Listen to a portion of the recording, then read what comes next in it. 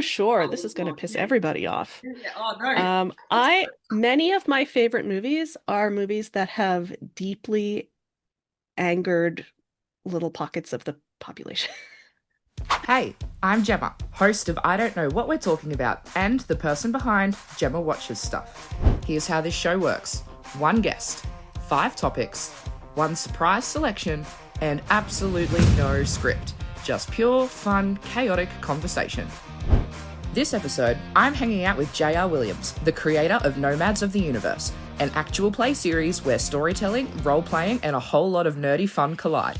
We talked about the power of story, and true to form, got sidetracked by Star Wars hot takes and absolute nerd chaos. Let's jump in.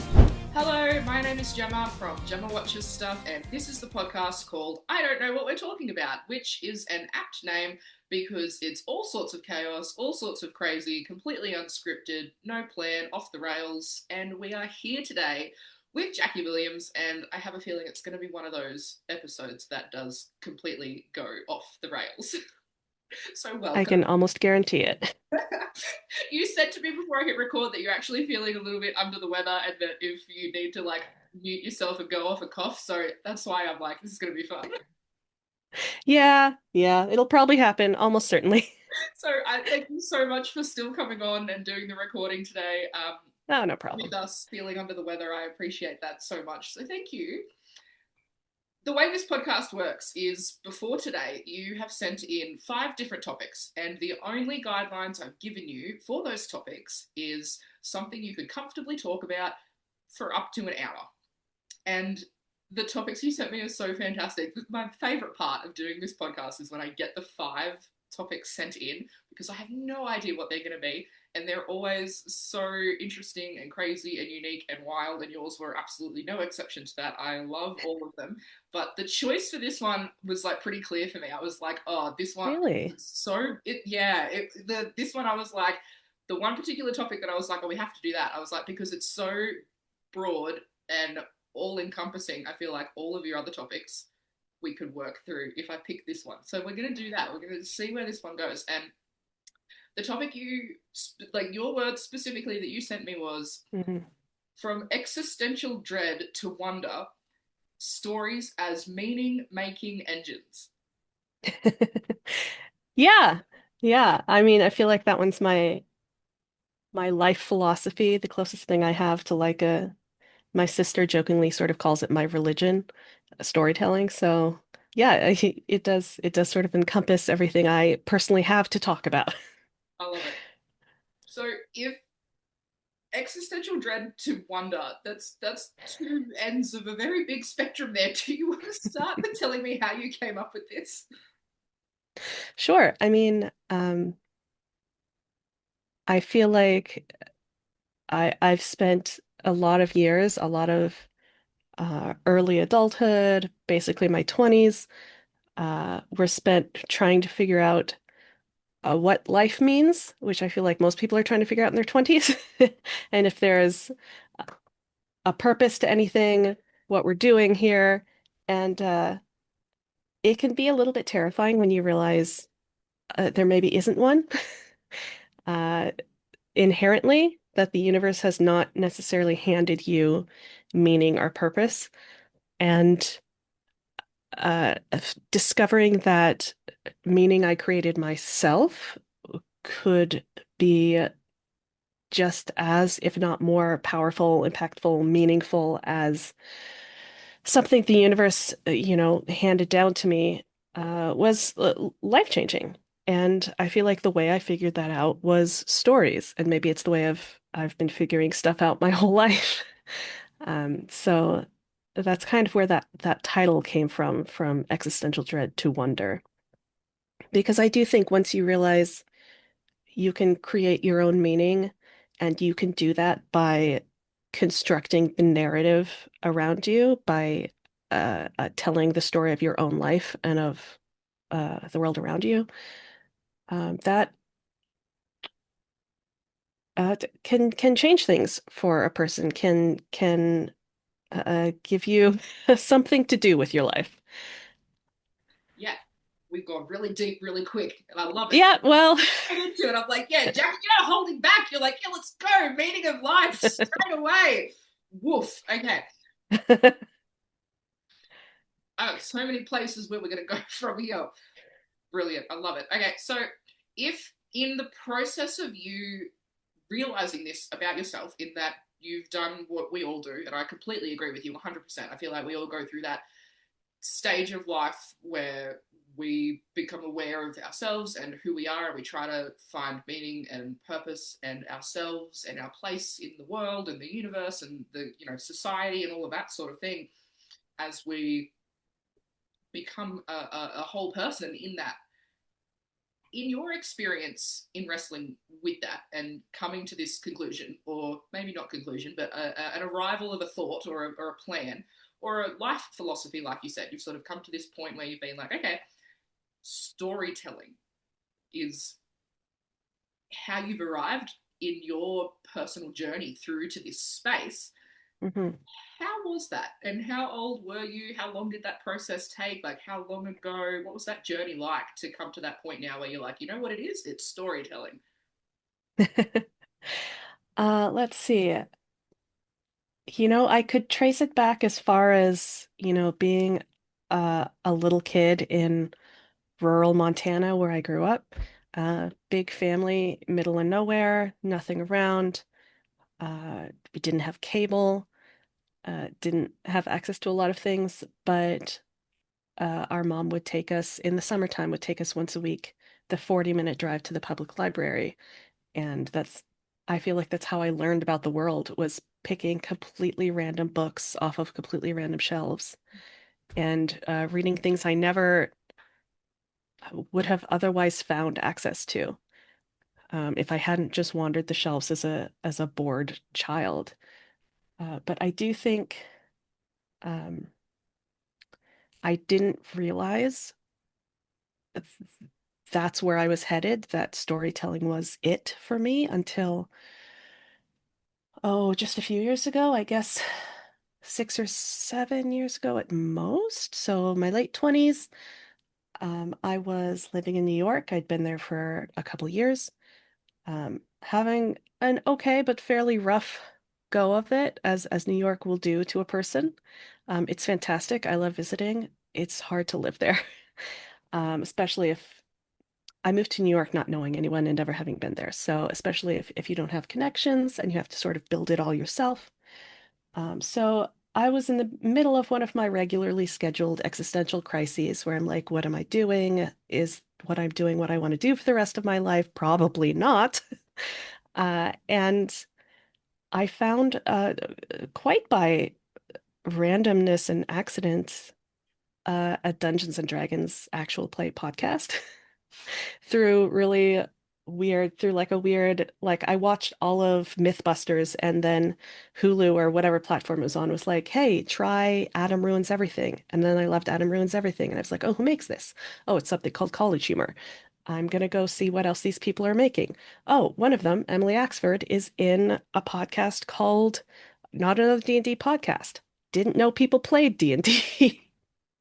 Started listening and was immediately hooked because it is, I feel like, this very organic, collaborative way of storytelling. And it's a silly, goofy, sort of mostly comedy podcast. And everyone's playing a sort of exaggerated, crazy character. Everyone's doing silly voices and telling these big, important, impactful stories where even when everything is inherently ridiculous, you can't help but start building emotional connections and attachments to the characters in the story, and you can't help but start to care. And it was amazing to me that it could feel so important. That a story that was so silly could be important in that way. And I remember really distinctly listening to an episode near the end of their campaign, which is like one great big story arc. And this sort of side character who'd been introduced by the game master, the person who runs the game, was this like silly 2-bit villain who was so clearly meant to die in his one episode, who had this very exaggerated, ridiculous, stupid voice. And there's no way the game master meant for this to be a recurring character. But the main characters liked him so much that they sort of kidnapped him and just kept him. And so he became a recurring character, which no one could have predicted. And this 2-bit villain has this whole, in the background of the big story, has this whole moral, emotional, ethical arc. He's still who he is by the end, but we get near the end, and this character and a character played by an actor named Emily Axford are having a conversation basically about the end of the world, about what matters, about what they're willing to sacrifice. And still in that stupid voice, they're having the most meaningful conversation. And the players, the actors start choking up, and I started choking up. I was like, they were crying, I was crying, and I was like, this is what is happening? I had to pause the show and be like, what is happening right now?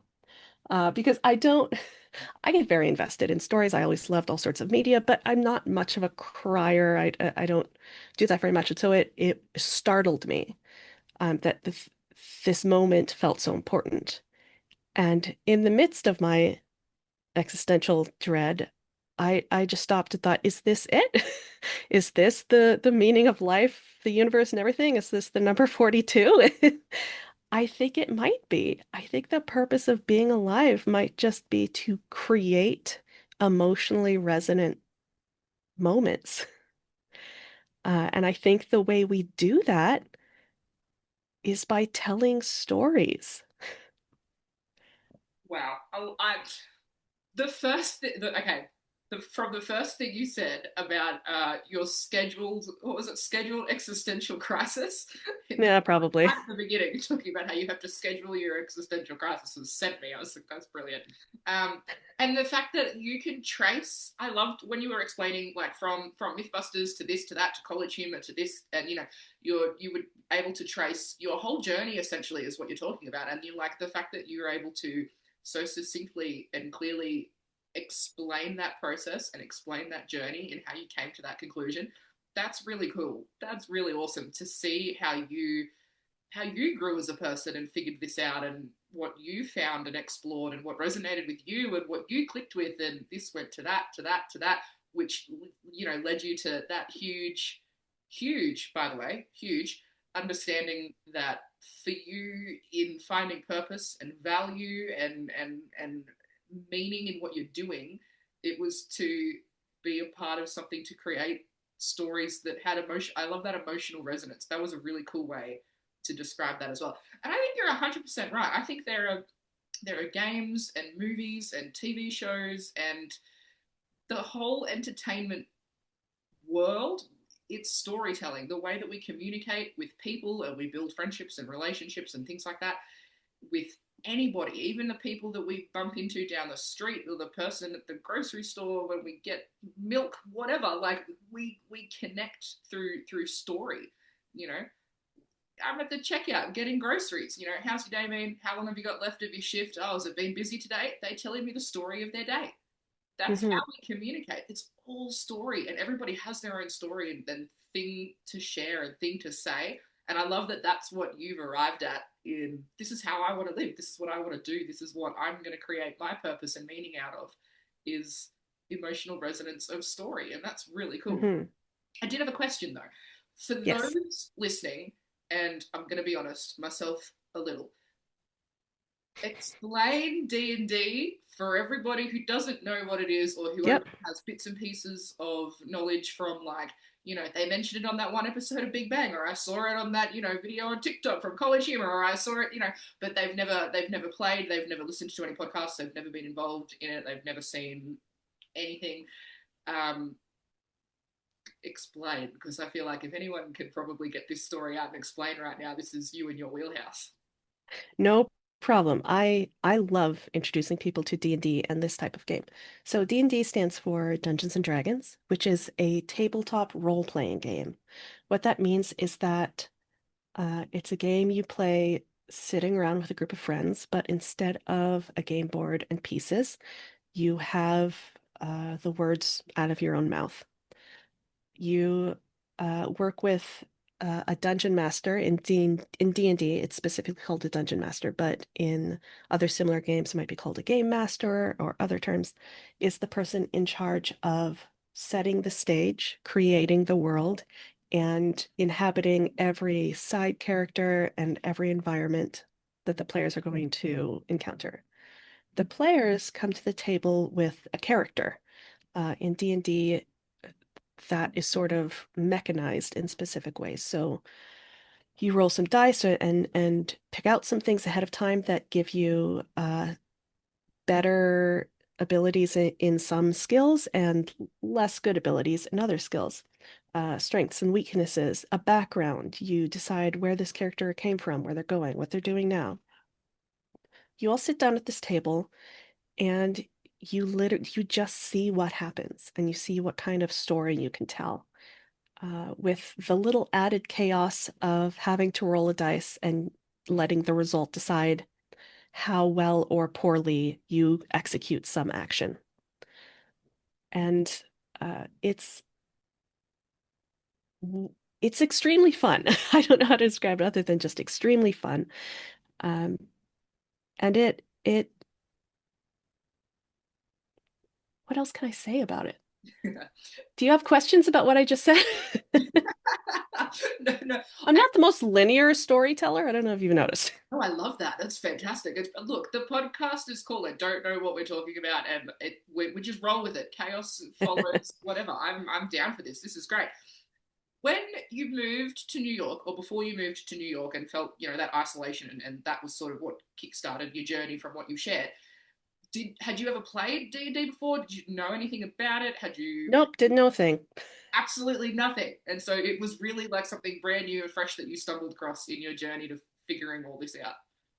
Yeah, I had maybe heard the term D&D before. I had the vaguest idea that it was some sort of fantasy game, but I didn't know how it worked. I didn't know what it was about, how open-ended and far-reaching it is, how you could tell any kind of story. I had no idea until I listened to people playing it on a podcast, which was confusing. But I'm now a big proponent of learning how to play, at least at the beginning, by watching or listening to other people play, because it's the fastest way to sort of download what the game is about. Yeah, yeah. I think on paper, like I understand, like this makes sense, and the way you've explained it the way you've explained it was great. It makes a lot of sense, and I think you've done an excellent job. But on paper, I am going to say this looks really stupid. On paper, you've arrived to your grand. I love this so much. You've arrived to your grand philosophy of life in the importance of storytelling and emotional, you know, resonating with story and connecting in that way and how you want to live your life and who you are and what that means to you, and obviously something that you're clearly passionate and excited about. And you arrived that way from a podcast about a game that you'd never played, that you listened to having knowing nothing about it, from another podcast, from Mythbusters, from like all of this stuff. That's correct. That is the sequence of events. Yes, thank you for noticing. Yes. I I love it so much. It's really dumb, but I love it so much. It makes so much sense, and it's fantastic. But on paper, it looks really weird. But I love that. I love people's stories. That's Yeah. fantastic. That's brilliant. That journey is how you've arrived at this huge, massive meaning of life thing has come through such a unique and amazing way, because it really is. It's such a unique and amazing way that you've sort of arrived at this philosophy of yours, which is great. So, how then, once sort of discovering the wide reaching, I think you said, how wide reaching storytelling is and D&D, and how that's sort of shaped your perspective and meaning of life and navigating that, what has your world looked like since? Well, I left New York, quit my job, moved to Toronto, and I'm in a completely different industry. So, you know, when you figure it out, just go do the thing. I I sort of had this central experience probably 2019, 2018, 2019. I could go back and find out when that episode aired, but it's somewhere around there. So, just pre-pandemic New York. I was pretty burnt out on New York.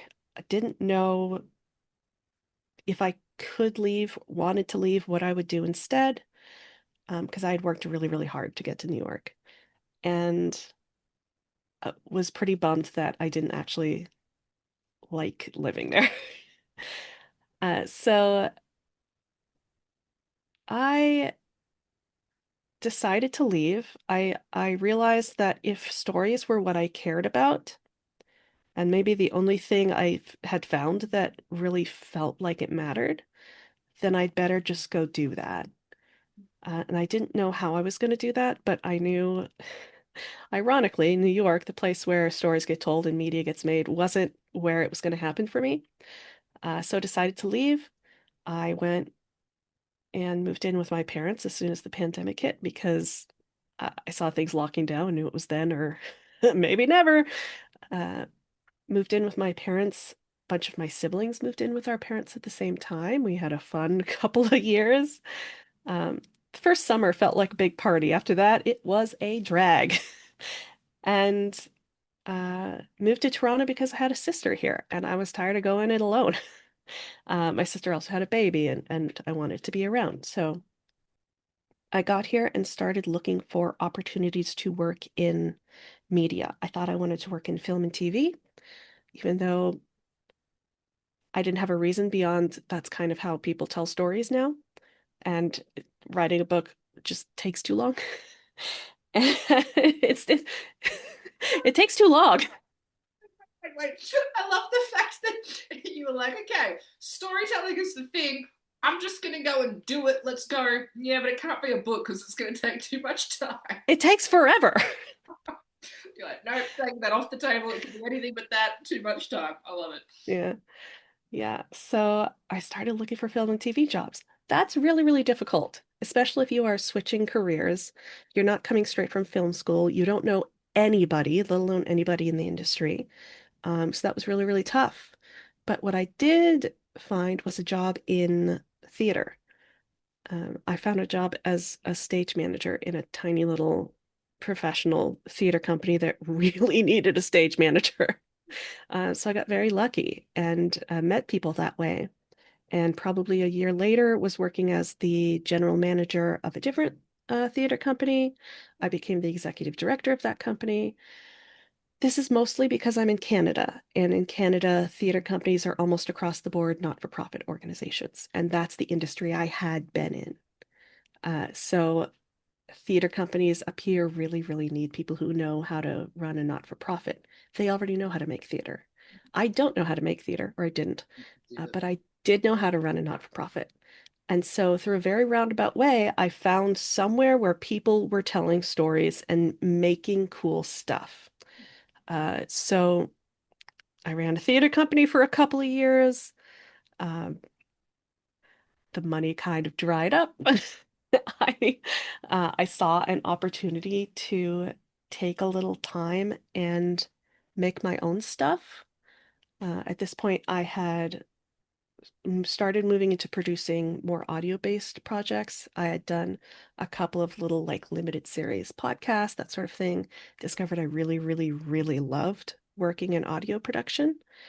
Um, didn't want to go back to school, which is maybe a more traditional route. Go to some sort of film school, some sort of arts program, mostly so you can meet people. I feel like that's a big motivating factor, is that's the entry point.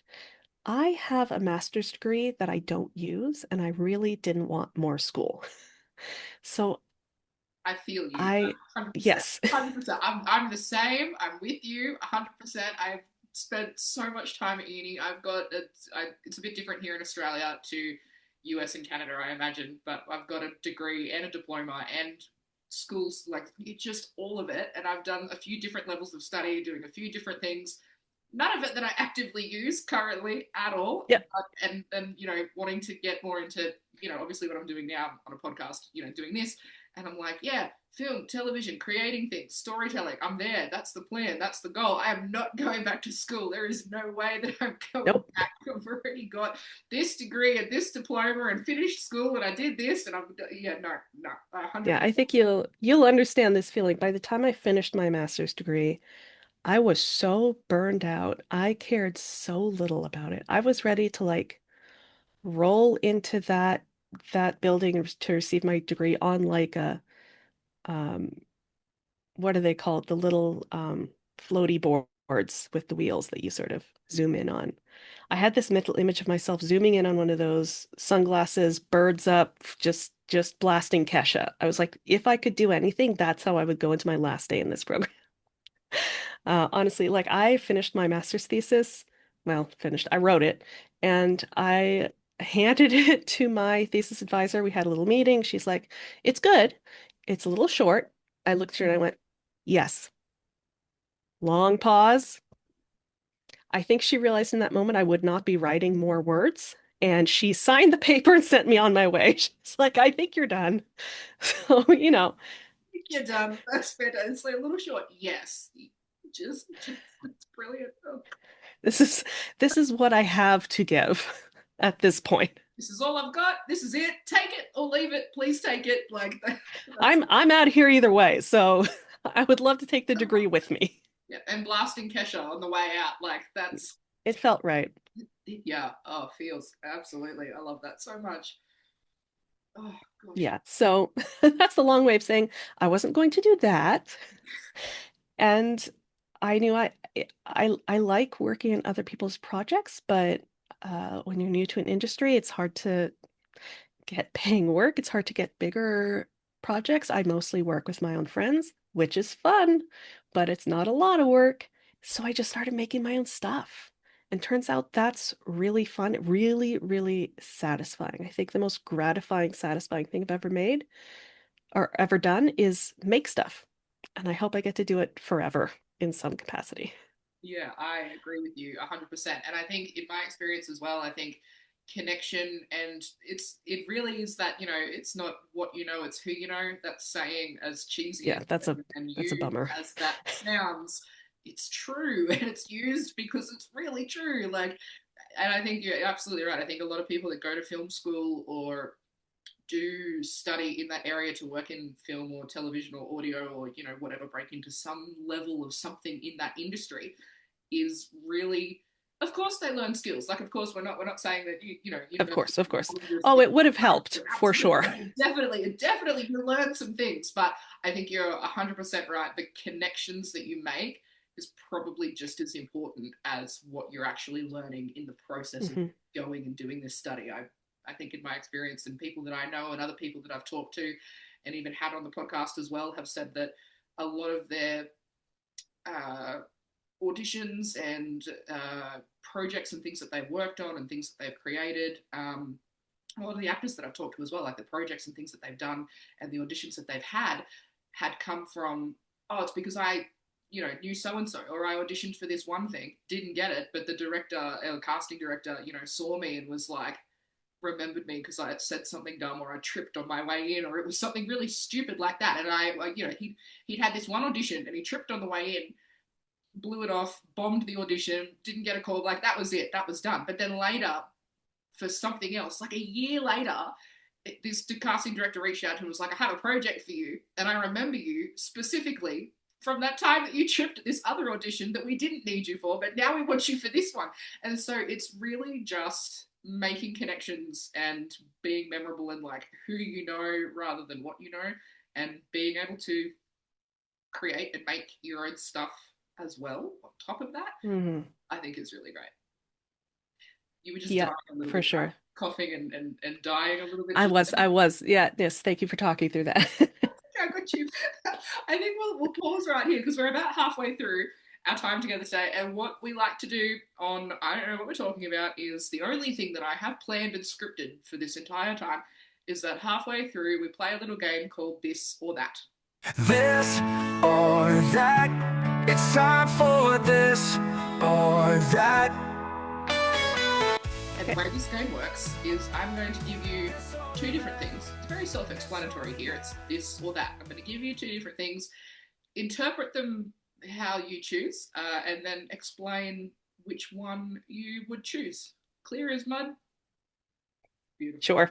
The first question I have for you, we've got four. We're going to go through four. The first one is theatre or cinema?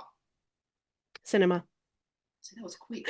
Now, you can't tell anyone I worked with that I said that. I was going to say, wait, hang on a minute. Didn't we just go through the fact that you like ran a theatre company for years? Didn't we just go through this? I sure did. And I loved it. I didn't know anything about theater going in. As I said, I was a not-for-profit person. That's how I got there. And I ended up loving it. There's so much that's unique and special about theater that cannot be replicated in other mediums. Also, I love movies. I love them so much. I I love that uh they're self-contained. I love that you can really specifically control the end product, that you can make something that is, well, setting aside budget and time and realistic constraints is exactly what you wanted to make.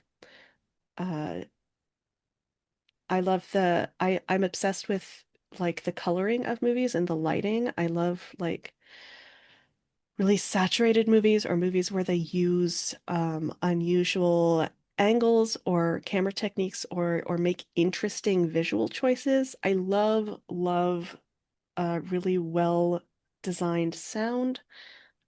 So there's so much you can do with a movie that is difficult to do in other mediums. Have you got some favourite movies? Some examples where you've seen something or Oh, sure. This is going to piss yeah. everybody off. Yeah. Oh no. Many of my favorite movies are movies that have deeply angered little pockets of the population. I have a Star Wars tattoo. Yes. I don't care about the prequels. I've seen them. I don't care about them. When random people ask my favorite Star Wars movie, I will lie and say Episode 4. That is actually almost tied for my first, but it is second to Episode 7 for me. It was after Episode 7 that I got this tattoo. Episode 7 means everything to me. I now understand the thing about little pockets of the Yes. I loved Captain Marvel. I think that's one of the best movies I've seen in the last, I don't know how long that come ago. I A agree. decade? I loved it. I thought it was fantastic. I thought they did so like I'm with you on that. I'm one of the people that's like, number 7, really? We can't talk about that. We're gonna move on. But Captain Marvel, I'm with you on that. I love that. You don't need to like Episode 7. That's fine. Yeah, Episode 7 to me, it means everything. I'm glad that Episode 7 means everything to you, and I'm so happy that you're so passionate about it. That's great. Let's not even talk about Episode 8, which does rival Episode 7 for me. I love Episode 8, but we won't get into it. We won't get into it. I'm happy that you're happy and passionate with your Star Wars episode choices. People are going to love this. I have never watched Episode 9, and I won't. What? We don't need to talk about it. We don't need to talk about why. You can't. This is my podcast. You can't do that to me. Hang on a minute. You can't. I didn't know if you'd want the controversy. Wait, everyone, wait. Hold up. We have to stop here. You can't do. Hang on. You cannot do that. You can't say that Episode 7 is like everything. All right, okay, we're getting into this. Okay, we're doing it. You can't say that Star Wars Episode 7 is everything to you, and that Episode 8 was the next bit, and then you've not seen number 9. Oh, I won't do it. Why? So here is how I view this series of events that occurred when those movies were getting made. In Episode 7 and then in Episode 8, they made cool, interesting choices from new perspectives that they had never examined before, a way of thinking that they had never gone into before. They made the lore more rich, more interesting. They made the morals and ethics, the sort of moral alignment of every one of those movies more complex by, questioning like, is it realistic? Is it accurate? Is it healthy? Is it helpful to consider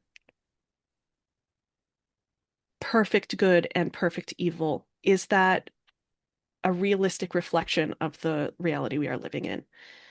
And episode 7 said no. And episode 7 said, okay, we're going to have a character, and it is who cares a lot about where she came from. She wants to know who her parents are. She wants to know if she means anything in the universe. And the answer was not inherently. We're tying it all back to my life philosophy. Their answer was, your parents were no one. Your parents don't matter. It does not matter if you are a Skywalker. It does not matter where you came from.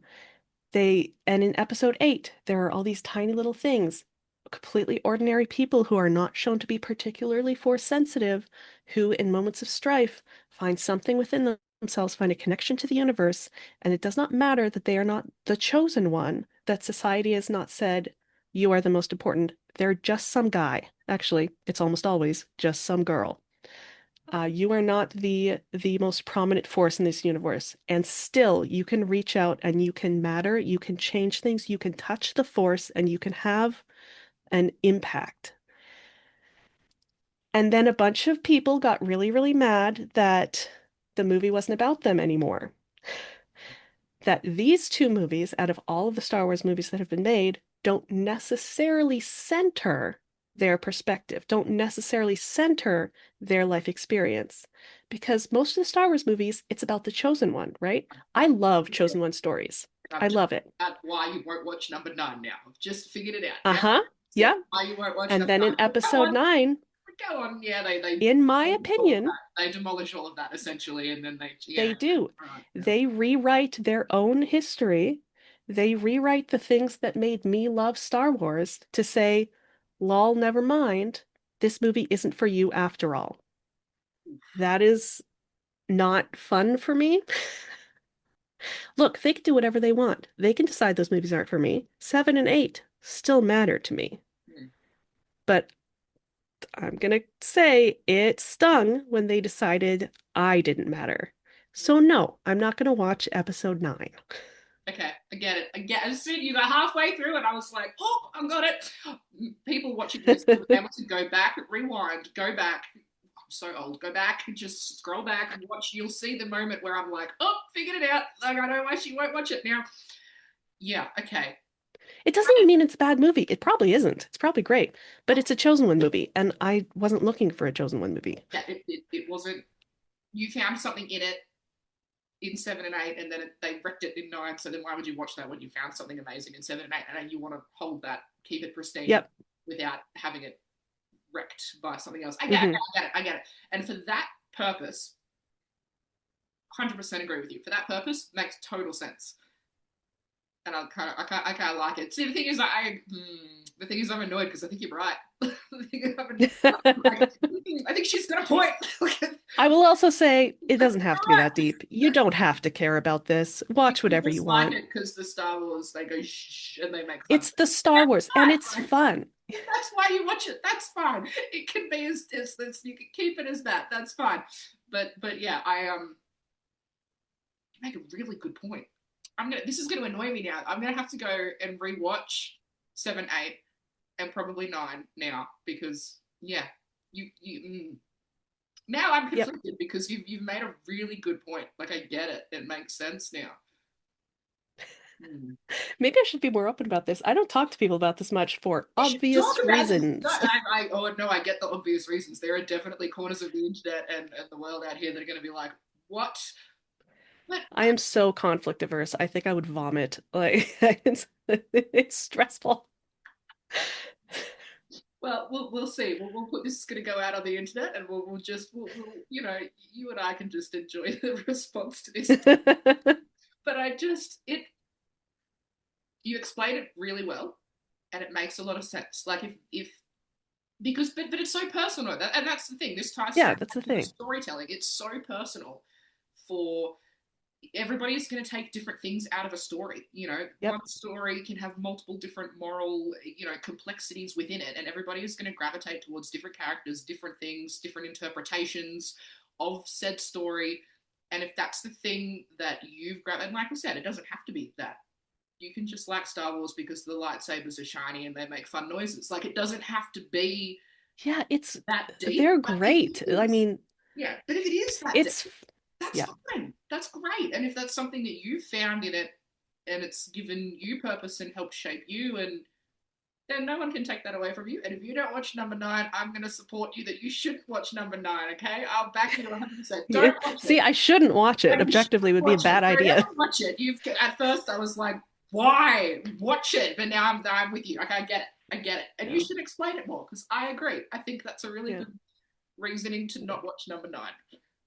We've gotten so derailed. This was the first one. I know. I was just thinking, I think I was supposed to be listing my favorite movies. I said Captain Marvel. I said Star Wars episodes 7 and /8. I have to shout out Wonder Woman. I know not everyone loved it, and it has sort of fallen off the public eye, but Wonder Woman I saw in theater, I think 4 times. I was, you know, again, I think a lot of my favorite stories, regardless of the medium, happened during my regularly scheduled existential crises, and I just imprinted on them like a baby duckling. So I Wonder Woman is important to me. I also want to shout out a movie called Short Term 12, which came out a long time ago. Weird little independent film. A little dark, maybe look up the content first. What else do I love? There's a movie called Beasts of the Southern Wild that is wildly important to me. Another weird little independent movie that did really well. I'm sure I'll think of some later that I will kick myself for not mentioning, but those That's are big ones for me. a really cool, solid list. Like, you've gone like super independent indie things all the way through to like massive Hollywood blockbuster, empires like Star Wars, huge, and things in between. I love it. Oh, And that you know was what else? I want go. to take this opportunity to shout out. I only saw it fairly recently, but I don't know anyone else who's watched it, and I want to change that because I loved it so much. It's called Wolf Walkers. Weird little animated movie about two little girls from very different worlds and how knowing each other changes each of their worldviews. And it's a beautiful little film where they make really interesting artistic choices. And I wish more people had seen it literally just so I could talk about it. Yes. Okay, cool. I need more things to watch. This is cool. Love it. I'm going to add it to my list. I'm going to check it out. We'll do some research. Go find it. Wolf Walkers. Yep. So very long story short, movies. Movies are cool. Yeah, movies are cool. We got 1 out of 4. I love it. All right. Oh no. See, this is the thing. This is the thing about having a podcast without a plan. Things just go in weird directions, but it's always You fun. you asked the right question. You asked a question that I have a lot to say about, and now here we are. Good. That's the mission. That's the goal here. I love it. All right. Number 2, slow internet or red traffic lights? Oh no. I'm going to say red traffic lights. Mm-hmm. Having lived with both, I think slow internet is worse. Red traffic lights, that is out of my control. I'm just going to sit here. We are all in this together. We don't need to honk our horns. We can all chill out, listen to a podcast, listen to an audiobook, consume media while you're sitting there. It's a little time out from your day. It's deeply annoying, but at least we're all in it together and it's a little bit of unexpected free time. And you know Slow why? Wi-Fi You know will why? crush your soul. Oh, it's true. It's true. But you know why you can do that sitting at a red light? Because you don't have slow internet. You've got data, you've got Exactly. internet. Sit at the red light, use that internet and you can listen to that podcast. As I said, I was a rural kid. We didn't even have the internet until I was maybe middle school. I want to say high school. I could be rewriting history. Maybe middle school. And all we had was a big, janky, slow family computer, which used to be a thing in the main living space until I don't think I had my own laptop until I went to college. So I also didn't have a cell phone until like late high school. So, and we certainly didn't have data. The family computer, though, even here in What a Australia, nightmare. growing up, we got the first family computer that we were ever allowed to use, and it had like Minesweeper and pinball and Minesweeper, solitaire. yeah. That was all we got, but there was no internet. Like Yeah. all you could have. It's all You you know, could. 11 years old playing hours of solitaire on Yes. just this big, vaguely green screened computer. Yes. Not green screen like swapping out an image. Green as in the screen was just weirdly a green color. Yes, I think yeah, I had that exact same experience. Yeah, and it was Yeah. the family computer that was in the lounge room, the dial-up internet, and you'd get that sound is still like Oh, that hearing sound. now. Ooh. Yeah, Etc., etc. yeah. Mm, I I broke the family computer though. Actually, now that I'm Tell me so much more. I I What did you had do? What no, site did you click on? not like that. It wasn't. It wasn't even like that. Look, kids have questions. It's normal. It's natural. It is rough when it's the family computer. No, not like that. I physically broke the computer, and I didn't mean to. I had a torch, okay, but it wasn't a battery. It wasn't a battery powered torch, and I thought it was like the coolest thing.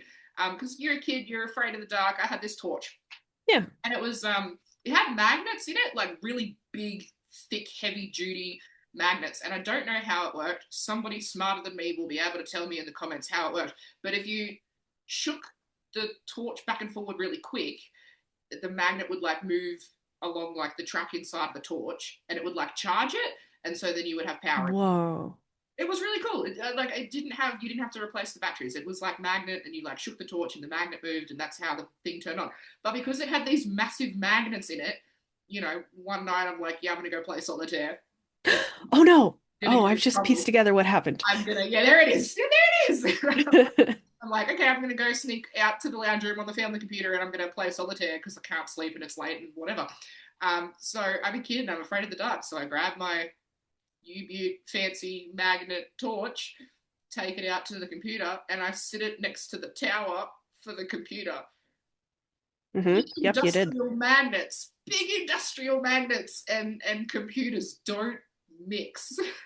They don't. I feel like Mm. so many design choices were made in both of those cases that were outside of your little 9-year-old control. Thank you. But It that's should be great. okay to put a flashlight on your computer. I'm gonna say this is not on you. Yeah, to sneak out at like midnight after my parents have gone to bed to go and play the computer and then in the morning, Wow, the oh universe the really trouble, smacked you down, huh? oh the trouble. And we're talking early 2000s here, like we're like trouble, like they're expensive. Not everyone had computers, not everyone had laptops. Oh yeah. Wi-Fi was not a thing yet. Like Nope. it was trouble. Where were we? How did we get here? Favorite movies? Yeah, Oh, traffic slow internet versus red traffic light. traffic lights. Yeah, we're And I up to said red number traffic three. lights for obvious We're up, reasons. we're up to number three. Uh, Oh, no. I've broken your podcast. it's about time someone did. I don't know if it was ever whole to begin with. It's all right. It's rough when you get someone with a brain like mine where linear storytelling, linear thinking doesn't exist. And then you say, we're not going to have a script. Like, and now here we are. But see, this is what makes it fun. This is what makes the podcast different. It makes it fun, makes it exciting. I'm I'm going to having a great power on. time. We're going to get through these final two, and then we're going to wrap up. Okay, Okay. we've got two Okay. more. We can do this. I know we can. Number three, plane trip or road trip. Oh no. Oh, plane trip. Because it's over quickly. Okay, we don't like to I travel. was, again, rural kid, big family. If we were going to go anywhere, we were driving. Mm. And we went on multiple, I don't know how many, 5 or 6, throughout my whole childhood, big cross-country road trips. 5 kids and 2 adults in a 7-seater minivan across the country from Montana to Nova Scotia and back. That's Nova Scotia's East Coast. Montana is almost West Coast. So that's many, many thousands of miles. It took about a week each time because, again, kids slow things down. And you know what? I wouldn't do it again. So I'm going to say plane trips, not because I don't think road trips can be fun, but because I've met my lifetime quota for road trips. Being Australian, having no idea miles, kilometers, locations, but like I understand coast to coast. Even I think just that's knowing that, I still understand that that's a lot. That's enough someone's going to correct me, but I think it's close to 3,000 miles, something like that. from coast to I don't coast. know how much that is in kilometers, but Is yeah, that from from coast to coast? from where we were in Montana to Nova Scotia was something like that. Wow. Yeah, fair enough. Plane flight, it is. Look at that, we did it. One cross tick done. It's fantastic. It's possible. All right, one more. Last one. Always too hot or always too cold? Oh man. So, against my better judgment, I'm going to say always too hot, simply because I really hate being cold. Now, I should say always too cold because I'm gonna tell you, I'm a sweaty girl. So I should say too cold, but I hate it. I'll sweat all over everything if I have to. I don't want to be cold. So here we are. Always too hot is what it's going to be. Okay. I love the reasoning and the logic for that makes so much sense, but I I can't. I would rather my this one bugs me because the answer for me is always if you're too hot, there's only so many layers that you're allowed to take off. If you're cold, Sure. there's always other layers that you can put on. You can always put on a second pair of pants. You can always put a hoodie on and a beanie and a jacket and a scarf and there's always layers that you can add on. But I do see your logic in that too, though, so I kind of like it. Yeah, makes sense. Yep. Yep.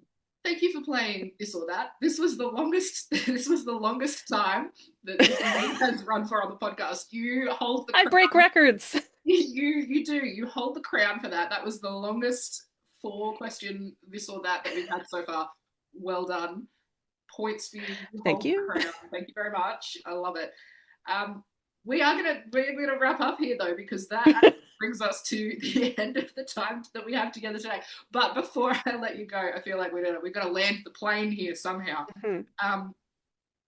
Projects that you've got coming up, if people want to connect with you, if people want to follow you on social media, hear about different things that you're creating and what you've got coming up, where can they find you and what have you got happening? Yeah, I produce and host. I usually game master, sometimes I'm a player, a podcast and a video series called Nomads of the Multiverse. This is a once a month anthology series of different tabletop RPGs. So just like D&D, but all sorts of different games in different genres with different rule sets.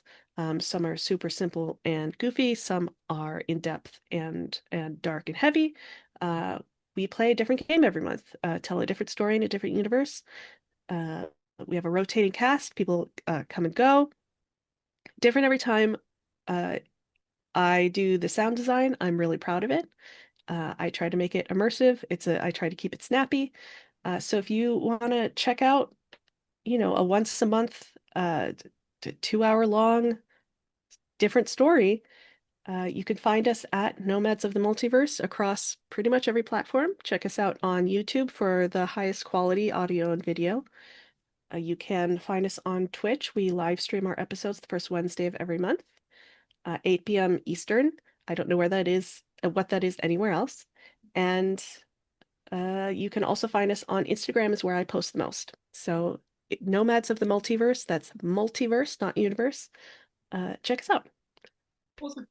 We'll make sure we put the tags for that somewhere here. If you're watching on YouTube, they'll be down there. If you're on Instagram, it'll be somewhere. I don't know. I'm going to put them somewhere. You can find them. It'll be there. Fine. Tag them. You'll see it. It's okay. Somewhere. What about you? You got an Instagram if they want to follow you on Instagram? I do. I have an Instagram called JR Williams is Writing, which is a blatant lie most of the time. So, but yeah, follow me there if you want to hear about sort of the behind the scenes of the stuff I make. It's mostly me complaining when a file gets corrupted or sharing a cool bug I saw on the sidewalk. So, come hang out. All the good content. All the good content. Who doesn't want to see the bug on the sidewalk? That's what I think. I always want to see the cool bug. Right? I've got cool spiders. You come watch my Instagram, you're going to see I've heard that. spiders. I've heard that. big creepy Australian spiders over here. So there we go. Nice. Oh man, I'd love to come see some spiders in person someday. There we go. You come to Australia, I'll come visit you. We're sorted. Perfect. Jackie, thank you so much for coming on the podcast today. This has been an absolute blast. I have had so much fun. It's been fantastic. You are a record breaker, the queen. Thank you so much. Oh man, thank you. This was so fun, man. I got to talk about all my favorite things for an hour. That's it for episode 8 of I Don't Know What We're Talking About. Huge thanks to JR Williams for joining me. This episode took some fun and chaotic detours, but that's how we roll over here.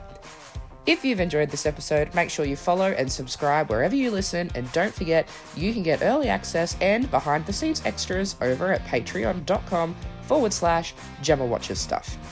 Now, you should probably go drink some more water and catch some sunshine. I'll see you next time.